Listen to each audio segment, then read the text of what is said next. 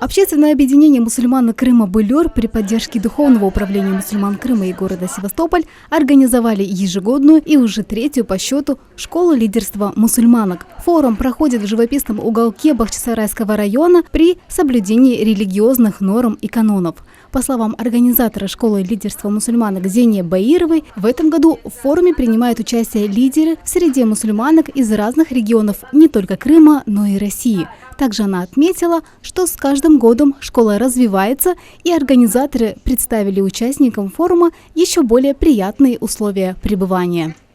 В этот раз мы взяли в основу одну общую тему, посвятили ее женской самореализации и попытались рассмотреть ее и с психологической позиции, и с позиции религиозных ценностей.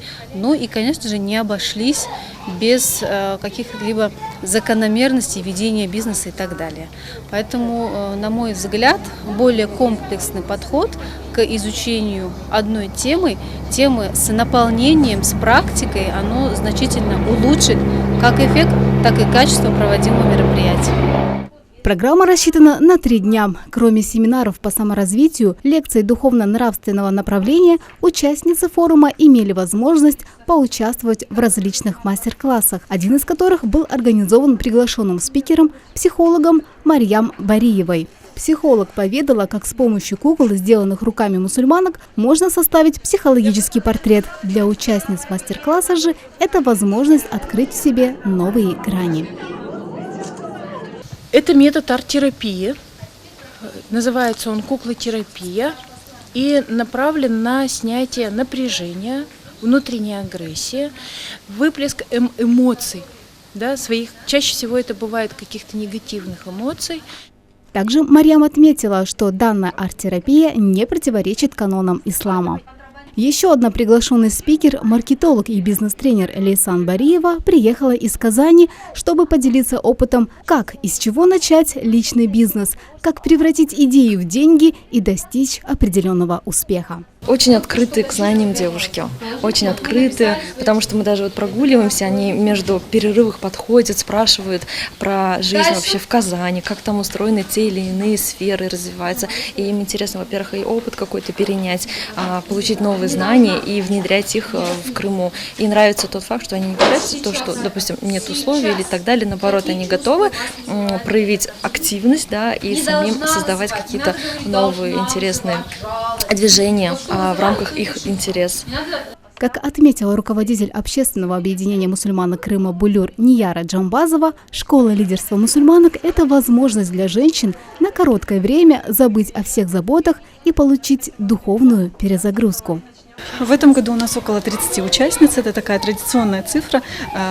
Обычно мы набираем такое количество участниц для того, чтобы каждая могла качественно проработать те свои цели, с которыми она сюда приехала. И для нас очень важно, чтобы наши участницы не только смогли просветиться, но и смогли отдохнуть, потому что в Крыму, несмотря на то, что это туристическая зона, тема халял отдыха слабо развита, поэтому мы своей еще одной целью, параллельной целью ставим то, чтобы наши участницы могли качественно, хорошо и доступно отдохнуть. Участницы съезда с большим интересом и вниманием ловили каждое слово и каждую мысль тех, кто уже преодолел все свои страхи и сомнения и является примером для многих из них. Не скрывая восхищения, все они выражали благодарность организаторам за предоставленную возможность участия в подобном проекте.